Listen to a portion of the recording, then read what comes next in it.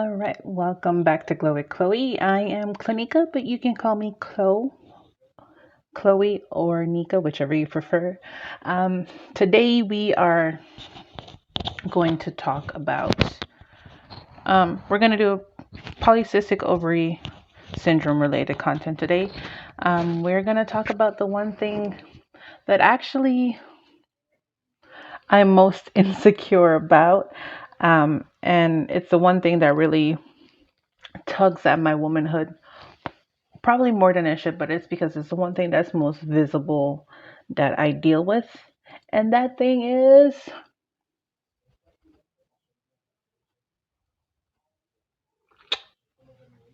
my beard. Yes.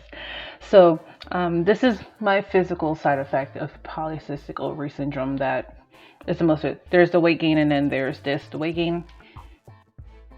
I can work on that, like I'm not bad. Like it could be better, but I'm not bad. So I can work with that and I'm working on it. But this is the one thing that really tears at my confidence. And I know there's women out there who have it a lot worse than I do, and I definitely feel for them. And I deal with every 3 days or so, I'll go in and I'll maintain this just to keep it under control. And I know in previous makeup videos I said I'll talk about my little spots on my cheek later. So here we are with the later. So the spots on my cheek that I'm having, it is due to facial hair growth. And some of it is ingrowns. So my thing is I've dealt with ingrown hair a lot, and so I've had scarring from that. So that's where my spots are from. And then I have the hair on my chin. And these bad boys are super thick. And then yeah, so I am going to show you where's my thread? How I deal with it. And what I have come to do when it comes to dealing with my facial hair is actually threading my hair. I did tweeze or pluck for a long time. That's part of the reason why I have so many scarring, because I didn't learn my lesson. I just shave. Do not shave. Shaving is the worst.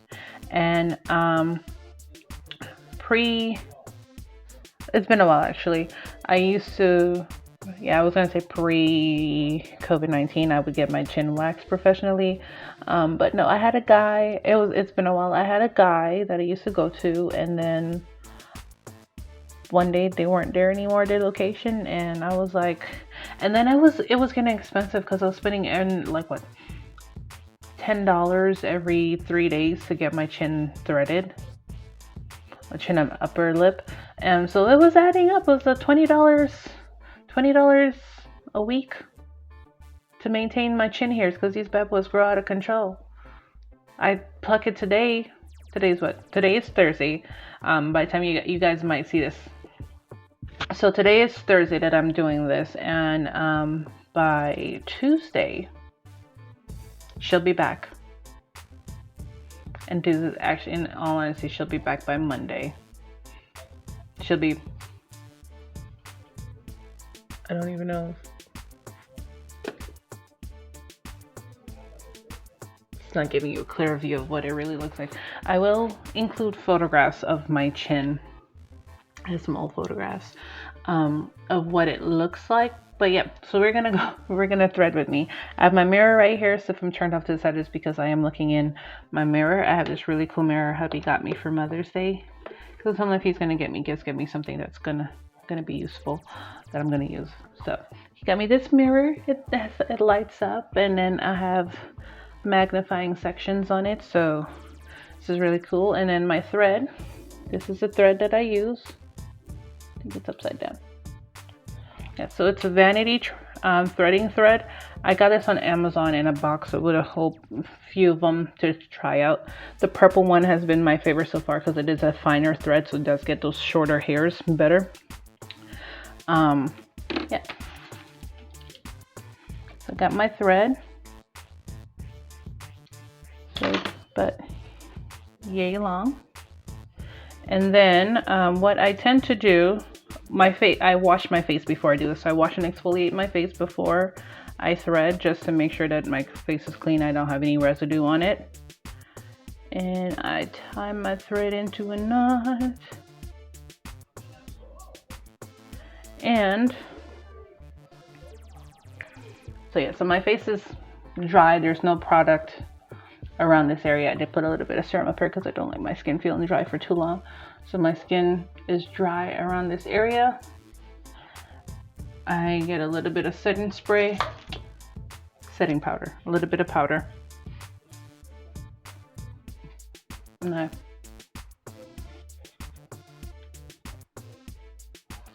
get it in that area. And we're going to start. I started my chin hair journey. I laugh at this, guys, because it's the only way to keep me from being depressed about it. In all honesty, my husband deals with all the negative side effects of my chin hair. Every time I'm like, look, babe, it's back already. And he's like, I don't see it. And I'm like, if I can see it from a mile away, I know you see. Anyways, yeah. So my little scissors. Now, what I have discovered with threading my own chin is that I'm starting to develop a callus on my thumb. So what I have is these finger guards that I also got from Amazon, and pop that bad boy on there. I have my thread, wrap it 4 times, get it between my fingers, as you can see. I try to keep my pinky fingers out because it gets a little bit sensitive to it. So yeah, this is my hand position. My thumb tends to be the main guys I use, thumb and index. Ring fingers are used more so for tension with the thread, and these help move it. So what I do, take my tongue, put it like that, just to give the cheek some tension, and then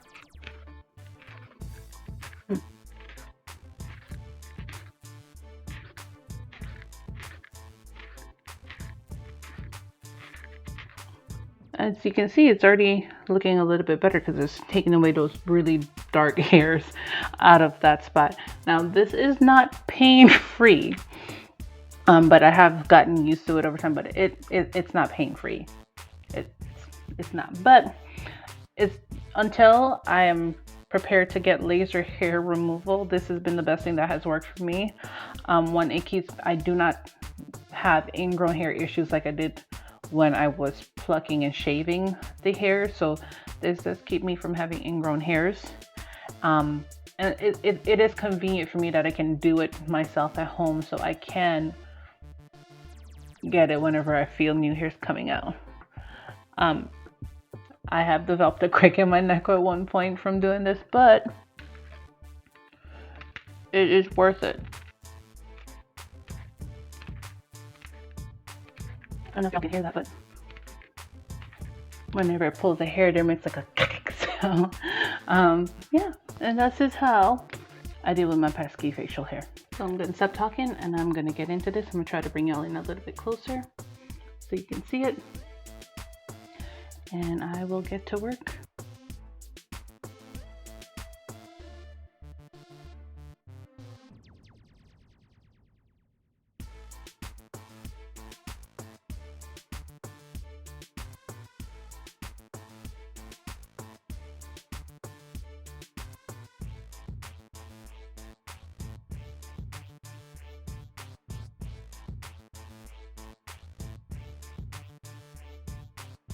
Okay, I feel like my string is a little bit too long, so I'm going to actually shorten it.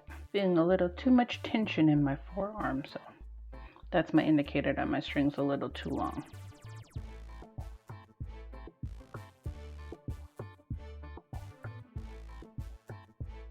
Now, to show you a little bit of evidence of my hair situation, I have on a white dress today. So that was on my chin. Don't worry, I don't have chest hair. That's hair from my chin as well.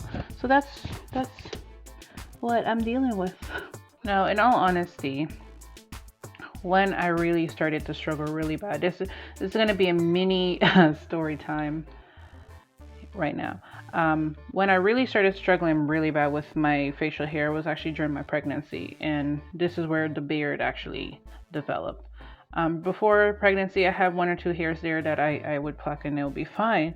But pregnancy hormones are terrible. In the best way, of course.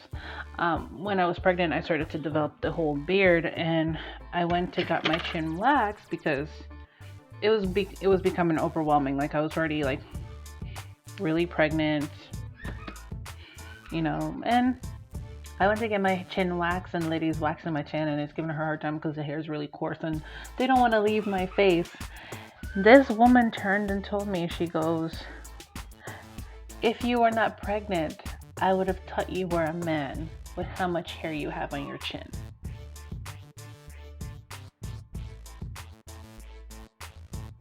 I never went back there. So then,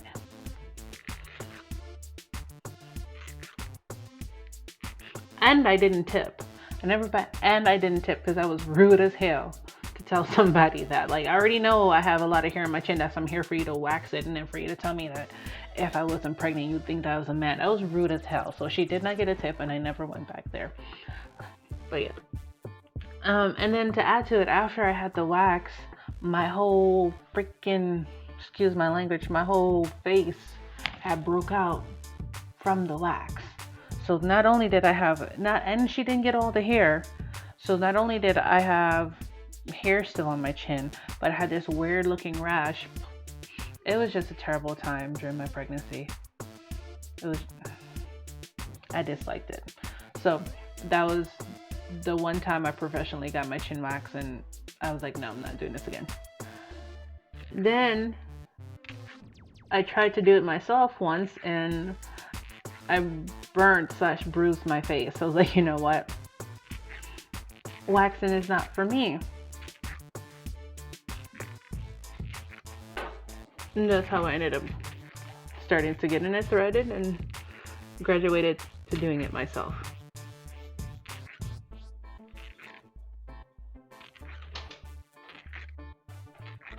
So for all you people out there, who do deal with, skincare stuff like that, or estheticians, or people who wax and stuff, show some grace to women, because you don't know what they're dealing with and how it's affecting their mindset. It's okay to show some grace and be kind, because that can really affect a person, how they feel about themselves. Like, they already coming to you not feeling 100% about themselves, not feeling great, and then to say something like,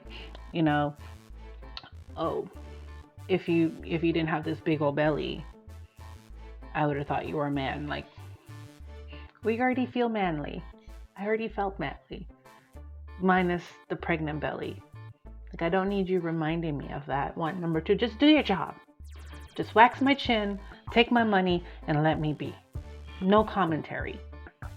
No small talk if you can't say something nice in your small talk. But yes, show people grace. You don't know what they're going through. You don't know how it's affecting their mental health. You don't know what they're dealing with. You don't even know why they have that hair there and how that's affecting them overall. So show some grace and be nice. It costs you nothing. It literally costs you nothing to do that. Anyways, back to these malicious chin hairs. Okay, that's like 20% better than what it was prior to starting, but I still feel quite a bit right here. Yeah, over here more so than here. That's still got quite a bit of hair.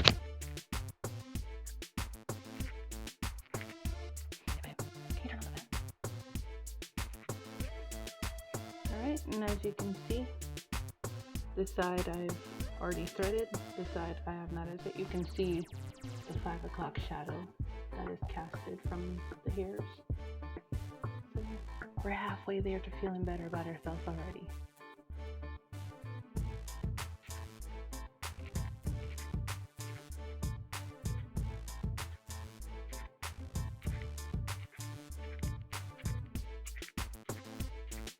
For the most part, we are a lot better than where we started. So this is my chin area and upper chin.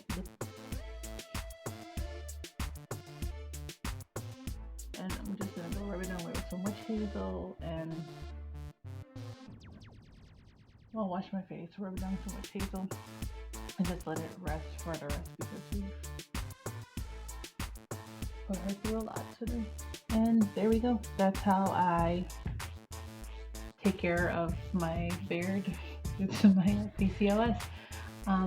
Should you have any questions about anything else that I do, please do feel free to comment it down below.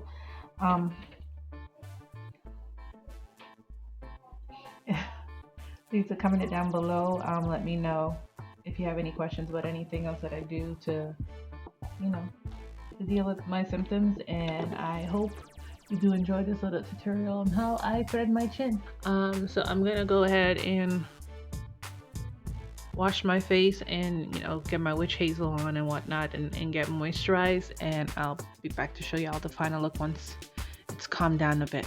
I'll be right back to you. I have returned with finished results. I've washed my face. Don't mind that, he's gonna go away. I've washed and moisturized my face, so I'm just gonna let it chill for the night. But this is what I do 2 times a week. Sometimes I'll get lazy and just do it 1 time a week, but yeah, this is how I take care of my facial hair for the time being. I am gonna look into getting it laser haired removed, but I'm gonna hold off on that for a bit because, like I said, this did get worse when I got pregnant, or while I was pregnant with my daughter, and so we do want to see where life goes.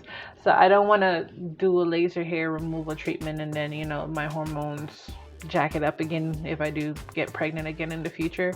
And so, or who knows, let's see. I'll give it about a few more months and see where it goes. If I'm really just overall tired of dealing with the hair, and I've gotten there several times before, I'll look into finding a dermatologist that will work with me and getting it taken care of. But yeah, I do thank you for stopping in and checking how I take care of my facial hair due to my polycystic ovary syndrome. I hope that this helps somebody. Let them know that, hey, it's okay, we get facial hair sometimes, but we're still all women, we're still all women, and we still get stuff done, and we do what we have to do to make sure that we feel good about ourselves.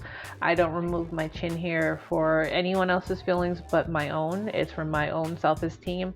I don't care about the opinions of others when I take my chin hair off. Yes, it does tear me, but I prefer my chin without it, so I take it off for me, just for my own feelings.